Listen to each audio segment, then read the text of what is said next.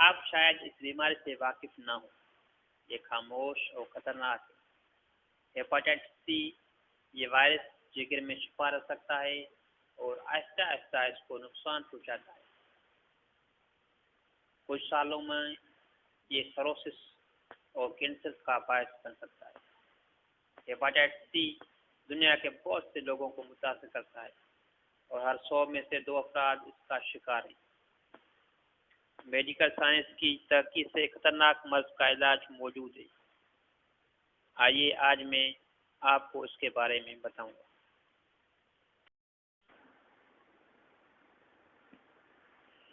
Hepatitis C ہمارے جسم کو کس طرح متاثر کرتا ہے؟ ہیپاٹائٹس سی وائرس ہمارے جسم میں خون کے ذریعے داخل ہوتا ہے اور ہمارے جگر میں پہنچ کر اس پر اثر کرتا ہے۔ ہر 3 میں سے 1 شخص کا دفاعی نظام کا اس وائرس کا مقابلہ کر کے اس کو مکمل طور پر ختم کر دیتا ہے، تاہم باقی لوگوں میں یہ وائرس خصوصی صلاحیت کے ذریعے چھپا رہتا ہے اور جگر کو مسلسل نقصان پہنچاتا رہتا ہے۔ کیونکہ یہ نقصان آہستہ آہستہ ہوتا ہے، بہت سے لوگوں میں اس کی کوئی علامات ظاہر نہیں ہوتی۔ یہی وجہ ہے کہ اکثر اوقات ہیپاٹائٹس سی کی ڈائگنوسس طویل عرصے کے بعد ہوتی ہے۔ اس کی شدت ہر شخص میں مختلف ہوتی ہے۔ تقریباً 4 میں سے 1 شخص میں جگر کو نقصان پہنچاتا رہتا ہے اور جگر سکڑ جاتا ہے، اس کو سروسس کہتے ہیں۔ ہیپاٹائٹس سی جگر کے کینسر کا سبب بھی بن سکتا ہے۔ ایک سادہ بلڈ ٹیسٹ کر کے ہیپاٹائٹس سی کی ڈائگنوسس کی جا سکتی ہے۔ ڈاکٹروں کو چاہیے کہ وہ یہ ٹیسٹ ان لوگوں کو ضرور کرائیں جن میں اس مرض کے ہونے کا خطرہ زیادہ ہے۔ جگر کے سکڑاؤ یعنی سروسس سے کیا اثر ہوتا ہے؟ جگر کے سکڑاؤ یعنی سروسس کی وجہ سے ہیپاٹائٹس سی کے علاوہ دوسری بیماریاں بھی ہو سکتی ہیں جو جگر کو رفتہ رفتہ نقصان پہنچاتی ہے۔ سروسس کی دیگر وجوہات میں شراب نوشی، ہیپاٹائٹس بی وائرس اور فیٹی لیور یعنی چربی والا جگر بھی شامل ہے۔ سروسس بہت سارے مسائل پیدا کر سکتا ہے۔ نمبر 1، جگر توانائی کے نظام کو صحیح چلا نہیں سکتا، جس کی وجہ سے کمزوری، نکاہت اور بھوک میں کمی ہو سکتی ہے۔ نمبر 2، پلیٹلیٹس اور کلاٹنگ فیکٹر کی کمی کی وجہ سے خون پتلا ہو جاتا ہے، جس کے نتیجے میں بڑی آسانی سے نیل پڑ سکتے ہیں اور زخموں سے خون بھی زیادہ بہہ سکتا ہے۔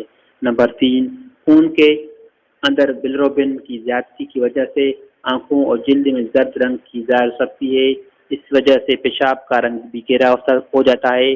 نمبر 4، جگر اس قابل نہیں رہتا کہ خون کو اچھی طرح صاف کر سکے، جسم اور خون کے اندر مضر اجزاء جمع ہونا شروع ہو جاتے ہیں، جن کی وجہ سے غنودگی طاری ہو سکتی ہے اور ذہن بھی الجھنے لگتا ہے۔ نمبر 5، جیسے جیسے جگر سکڑنے لگتا ہے، پیٹ، تلی اور آنتوں سے جگر تک آنے والی خون کی نالیاں بھی متاثر ہونے لگتی ہیں اور ان میں پریشر بڑھ جاتا ہے۔ اس کیفیت کو پورٹل ہائپر ٹینشن کہتے ہیں، یعنی جگر کی نالیوں میں ہائی پریشر۔ یہ بالکل ایسا ہی ہے جیسے پانی کی پائپ ایک سرے پر رکاوٹ ڈال دیں تو پائپ کی دوسری طرف پانی کا پریشر بڑھ جاتا ہے۔ اس ہائی پریشر کی وجہ سے پیٹ کے اندر پانی جمع ہونے لگتا ہے، جس کو ایسائٹس کہتے ہیں۔ پورٹل ہائپر ٹینشن کی وجہ سے غذا کی نالی مادے میں موجود خون کی نالیاں پھولنے لگتی ہیں اور کبھی پھٹ بھی سکتی ہیں، جیسے خون کی الٹیاں یا پاخانے میں گہرے رنگ کا خون آ سکتا ہے۔ نمبر 6، سروسس کی وجہ سے جگر کی کینسر کے امکانات بھی بڑھ جاتے ہیں۔ ہیپاٹائٹس سی جسم میں کس طرح داخل ہوتا ہے؟ ہیپاٹائٹس سی وائرس خون کے ذریعے جسم میں داخل ہوتا ہے۔ اس کی عام وجہ ٹیکے اور انجیکشن سے، جو استعمال کے بعد کسی اور کے لیے بھی استعمال کیے جائیں یا آپس میں شیئر کیے جائیں۔ وائرس مریض کے خون پر لگ جاتا ہے اور دوسرے کے خون میں داخل ہو سکتا ہے۔ اسی طرح حادثاتی طور پر انجیکشن کی سوئی کے زخم بھی لگ سکتے ہیں۔ مزید ریزر بلیڈ کی مشترکہ استعمال سے بھی وائرس پھیل سکتا ہے۔ اس کے علاوہ آپریشن کے اوزار، حالتوں کے علاج کے لیے دانتوں کے علاج کے لیے استعمال ہونے والے اوزار اور جسم پر ٹیٹو لگانے والے اوزار کے ذریعے بھی وائرس پھیل سکتا ہے۔ اگر ان کو استعمال سے پہلے اسٹیرائز کر کے اچھی طرح صاف نہ کیا جائے۔ ہیپاٹائٹس سی خون لگنے سے یا ڈائلسس کے ذریعے بھی پھیل سکتا ہے۔ اگر خون کی مکمل جانچ نہ کی گئی ہو اور لازمی احتیاط نہ کی جائے، اس لیے خون کی رسائی سے پہلے ہیپاٹائٹس سی اور دیگر جراثیم کی جانچ کرنا لازمی ہے۔ اس وائرس سے متاثر خون جلد میں کھلے زخم سے براہ راست رابطے میں آئے تو بھی ہیپاٹائٹس سی جسم میں داخل ہو سکتا ہے۔ احتیاط رکھیں کہ یہ وائرس سوئیوں پر اور خون کے نشانوں پر 7 دن تک زندہ رہ سکتا ہے۔ ہیپاٹائٹس سی سے متاثرہ ماں کے بچے پیدائش کے دوران اس وائرس کا شکار بن سکتا ہے۔ یہ وائرس جنسی تعلق سے بھی ایک دوسرے تک بھی منتقل ہو سکتا ہے۔ ایک ہی میاں بیوی کے بیچ اس کا امکان بہت ہی کم ہے، لیکن ایک سے زائد جنسی ساتھی ہونے میں اور ہم جنسی میں اس کے امکانات زیادہ ہیں۔ اس کے علاوہ یہ بھی جاننا ضروری ہے کہ ہیپاٹائٹس سی کن امور سے نہیں پھیلتا، جس میں ایک ہی گھر میں رہنا، ایک ہی دفتر میں کام کرنا، ایک اسکول جانا، گلے ملنا، مصافحہ کرنا، ساتھ مل کر کھانا کھانا یا ماں کا اپنے بچے کو دودھ پلانا ہے۔ یہ وہ چیزیں ہیں جن سے ہیپاٹائٹس سی نہیں پھیلتا۔ ہیپاٹائٹس سی سے ہم اپنی حفاظت کیسے کریں؟ چند احتیاطیں کر کے ہم اپنی حفاظت کر سکتے ہیں۔ کبھی بھی کسی دوسرے کے ٹیکے یا انجیکشن استعمال نہ کریں۔ کلینک اور اسپتالوں میں جانچ کر لیں کہ ہر بار نئی سوئی استعمال ہو۔ اگر آپ گولیاں کھا سکتے ہوں تو جہاں تک ممکن ہو ٹیکوں اور ٹرپوں سے گریز کریں۔ یہ ہیپاٹائٹس سی کے پھیلاؤ کا عام ذریعہ ہے۔ جہاں ایک سوئی دوبارہ استعمال کی جا سکتی ہے، یہاں استعمال شدہ سوئیوں کو درست انداز سے ضائع نہیں کیا جاتا۔ اگر انجیکشن کے ذریعے دوائی دینی پڑے تو اس بات کا خیال رکھیں کہ سوئی نہیں ہو اور استعمال کے بعد ٹھیک طرح سے ضائع کر لی جائے۔ زیادتی استعمال کی چیزیں جیسے ریزر، بلیڈ، ٹوتھ پیسٹ وغیرہ کسی دوسرے کو نہ دیں۔ اسی طرح کان چتھائی، بال کٹوانا، ان سب چیزوں کے اس جگہ پر جائیں جہاں نئے اوزار استعمال ہوتے ہوں، اور اگر آپ کے اطمینان نہ ہو تو اپنے اوزار اپنے ساتھ لے جائیں۔